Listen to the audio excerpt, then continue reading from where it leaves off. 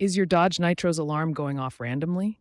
It's a common problem usually caused by one of three things: faulty door liftgate switches, a malfunctioning totally integrated power module, or battery problems.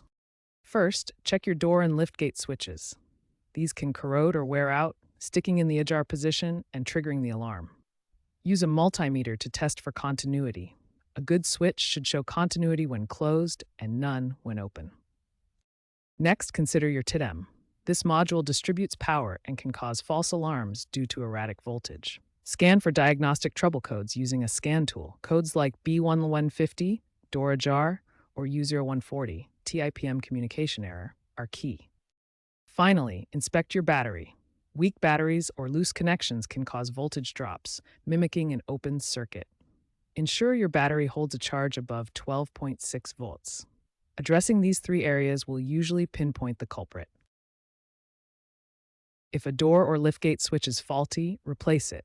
Aftermarket replacements cost between $20 to $50. Clean the surrounding contacts with electrical cleaner before installing the new switch to prevent future corrosion. Applying dielectric grease to the switches can also help prevent future failures. If the TIPM is the problem, you might need to replace or reprogram it. Used TIPMs can be found for $200 to $400.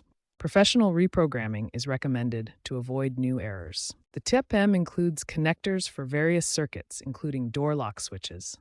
For battery issues, start by cleaning the terminals and ensuring they are securely connected. If the battery is old or weak, replace it. A failing battery can trigger alarms, especially during cold starts. Corroded terminals can cause voltage issues, leading to false alarms. After addressing these issues, test the alarm system to confirm the problem is resolved.